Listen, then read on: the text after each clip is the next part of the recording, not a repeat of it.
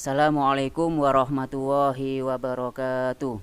Bismillah, alhamdulillah untuk anak-anakku kelas 5C dimanapun kalian berada.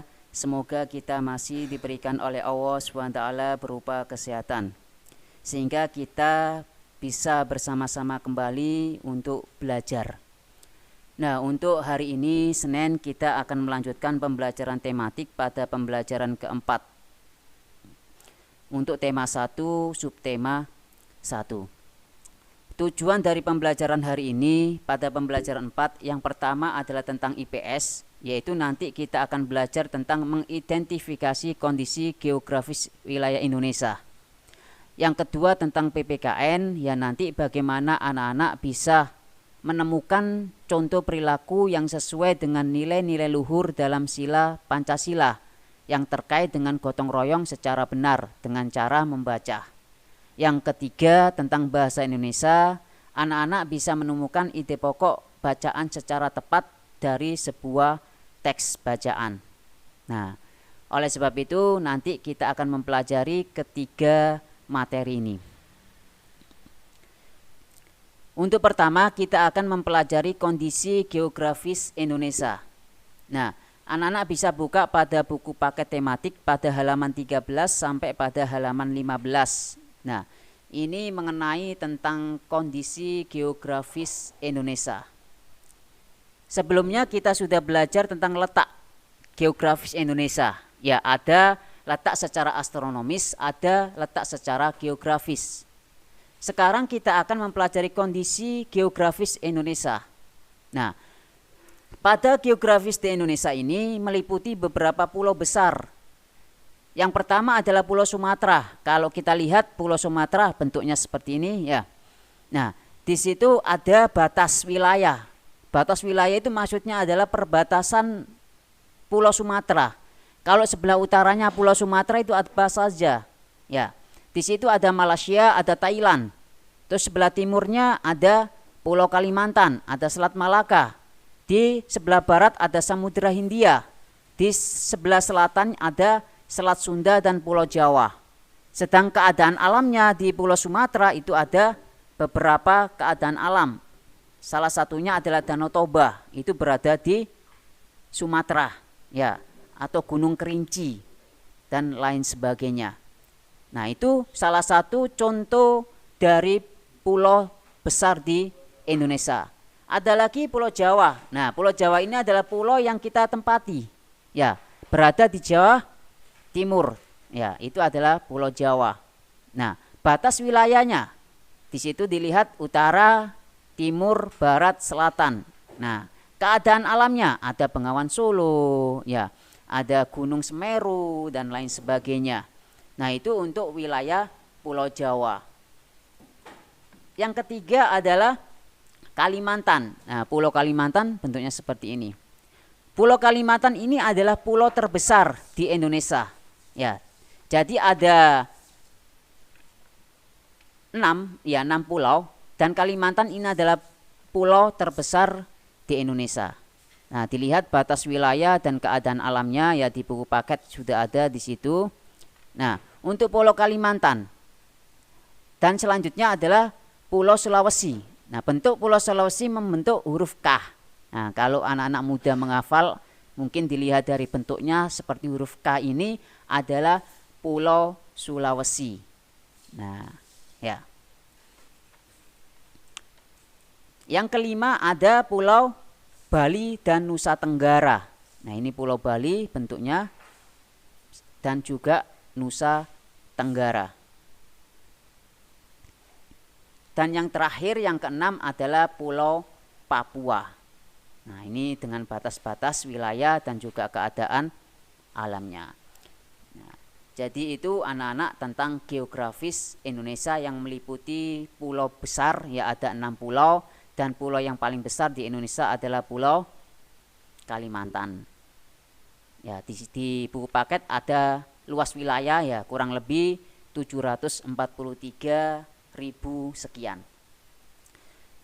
Di pembelajaran yang kedua tentang PPKN ya ada sikap gotong royong sesuai nilai Pancasila. Nah, gotong royong itu apa sih? Ya, sama dengan kerjasama. yaitu suatu bentuk budaya bangsa Indonesia. Jadi orang Indonesia itu harus kerjasama, harus gotong royong. Nah, dengan gotong royong, masyarakat memiliki tujuan yang sama untuk mewujudkan kepentingan bersama, ya, tanpa memperdulikan perbedaan suku maupun golongan.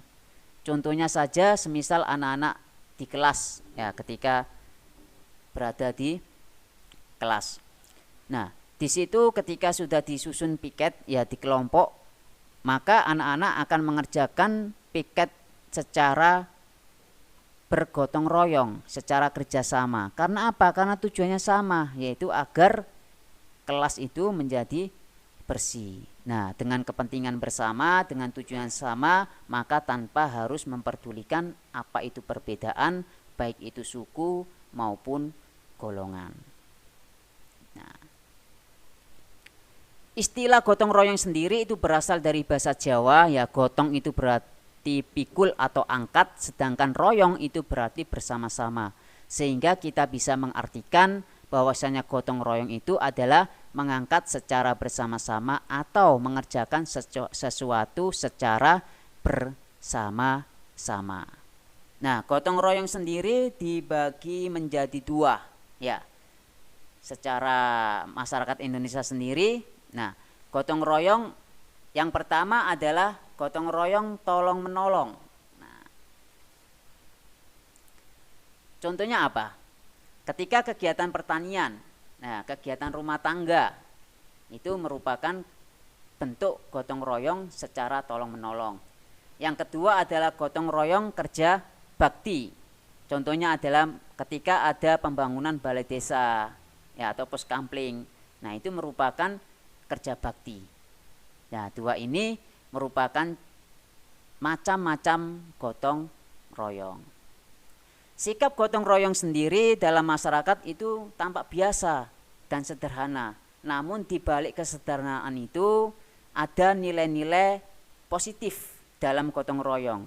Semisal pertama kebersamaan, yang kedua persatuan, ya, yang ketiga rela berkorban, yang keempat tolong menolong, dan yang terakhir adalah sosialisasi yang baik pada masyarakat. Nah, itu untuk pembahasan materi PPKN di pembelajaran 4 tentang gotong royong, ya. Dan yang terakhir yaitu muatan bahasa Indonesia, kita akan mempelajari kembali tentang ide pokok suatu teks, ya. Menentukan ide pokok, hal yang perlu kita lakukan yang pertama adalah membaca teks secara keseluruhan. Jadi teks itu harus kita baca secara menyeluruh. Yang kedua, mencari kalimat utama dari teks tersebut.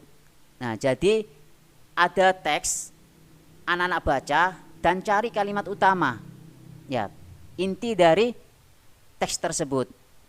Dan yang terakhir, temukan informasi dalam kalimat utama sebagai ide pokok, sebagai gagasan yang ada pada teks tersebut.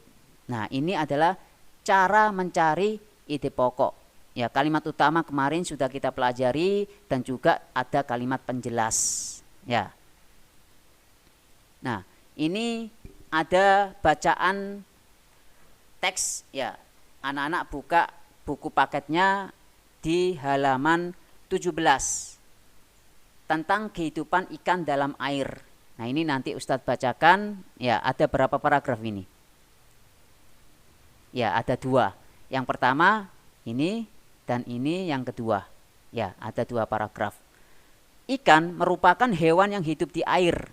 Ikan dapat dijumpai di laut ataupun di perairan tawar. Ikan bernafas menggunakan insang. Selain insang, ikan juga memiliki kurat sisi. Kurat sisi berfungsi untuk mengetahui tekanan air di tempat ikan hidup. Nah, ini adalah paragraf pertama. Paragraf kedua itu lanjutannya pada paragraf pertama tadi. Ikan bergerak menggunakan ekor dan sirip. Ekor digunakan untuk mendorong tubuhnya, sedangkan sirip digunakan untuk mengatur keseimbangan dan arah saat bergerak. Selain itu, untuk memudahkan gerakannya di dalam air, ikan memanfaatkan sisik yang berlendir yang menyelimuti tubuh mereka. Nah, Ini diambil dari Ensiklopedia Iptek, Ilmu Pengetahuan Teknologi dengan penyesuaian. Nah, jadi ada 2 paragraf yang nantinya anak-anak bisa cari mana kalimat utama yang nantinya akan dijadikan ide pokok dari teks tersebut. Jadi setiap paragraf ini punya ide pokok masing-masing. Dan di LKPD nanti pada bagian akhir setelah pembelajaran itu anak-anak bisa menggunakan teks ini untuk menjawab soal pada LKPD bagian bahasa Indonesia.